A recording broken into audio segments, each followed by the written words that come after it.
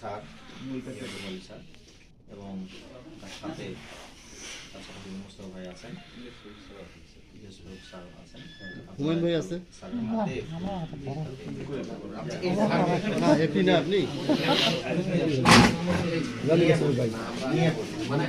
আমি যেটা বলতে চাচ্ছি এবার আপনি চলে আসেন, আপনি আসেন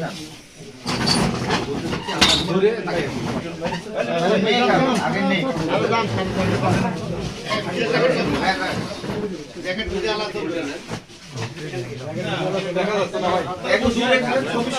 ম্যাডাম সামনে আসেন, ডান দিকে করেন, ডান দিকে ছবি ফুলটা ভালোভাবে আসে না, এই পাশে হচ্ছে না হ্যাঁ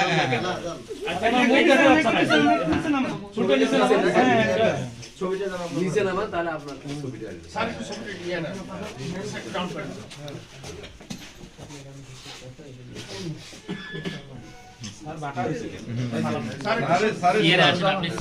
স্যার আপনি স্যারের সামনে আসেন তো, ছবিটা ব্যাংকা হয়ে আসছে, ব্যাংকা হয়েছে, এবার সুন্দর আসতেছে।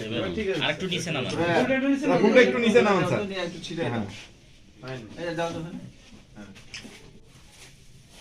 মোট ব্যাকেটটা ওঠে না। ওইদিকে শিক্ষকদের আলহামদুলিল্লাহ মুই কাছে আসলাম করছি না খালি হবে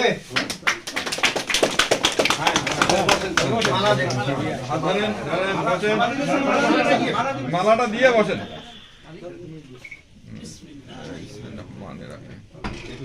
মালা পরালেন, ঠিক আছে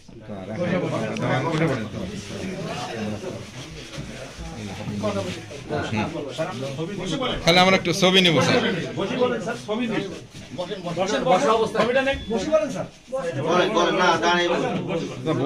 বলুন অভিনন্দন, মোবারকবাদ।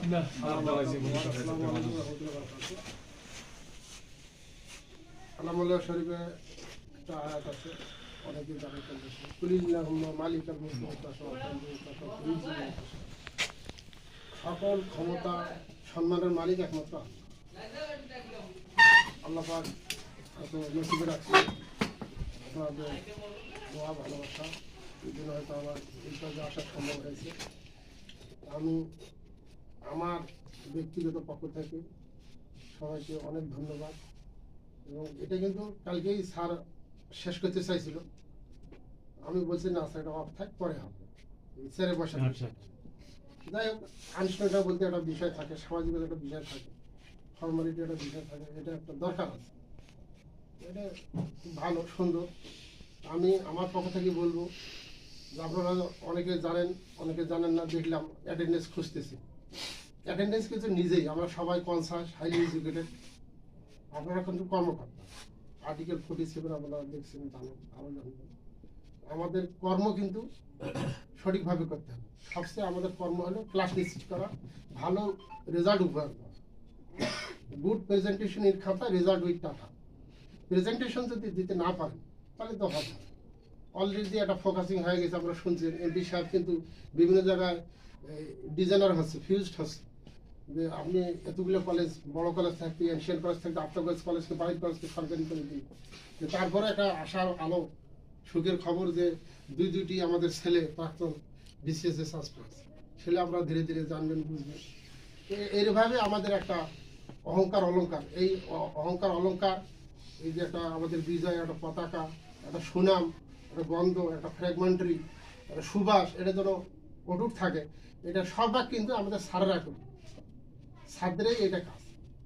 আমরা আরও খবর নেবো, আরও জানবো। আপনারা যদি যাত্রা করেন তাহলে কিন্তু আগের নিয়মে আবার চালু হতে পারে। আর আপনারা টাইম মতনই আসবেন, যেভাবে আসছেন আগে, একটা ন্যূনতম টাইম চলে যাবেন। আপনারা মনে করেন যে 2টে বা 2:45, এর আগে করবেন না, 10টার মধ্যে আসার চেষ্টা করেন। যেহেতু আপনি একটা কর্মকর্তা, কলেজ আপনার, আমার না, সবারই, কলেজ সবার, আমরা একটা পরিবার। আমি এইগুলো কথাই বলতেছি, আর বেশি কিছু বলবো না। সবারই ব্যস্ততা, সবারই সময় কারাকারি। আর আজকের যে কাজটা হওয়ার কথা সেটা কি হচ্ছে? আসতে চাইলেন তো আর দেখা মোশাররফ সাহেব যদি আসতে পারে, হয়তো দ্রুত সময়ের মধ্যে আসবে, আধা ঘন্টার মধ্যে। আরেকটু অপেক্ষা করেন, ধৈর্য ধরুন, ধৈর্যের ফল ভালো। তাহলে আপনাদের বাকি কাজটুকু হয়ে যাবে। তাহলে আপনাকে আর কালকে আসতে হচ্ছে না, এইভাবে কষ্ট করতে হচ্ছে। এর মধ্যে অনেক কষ্ট দিয়েছি আমরা, কষ্ট নিবেন না। এই যে এই বন্ধের মধ্যে আমি অনেক মোবাইল করছি, অনেক হ্যামারিং করছি, এটা হয় আর কি, হয়ে যায়। তাহলে আমি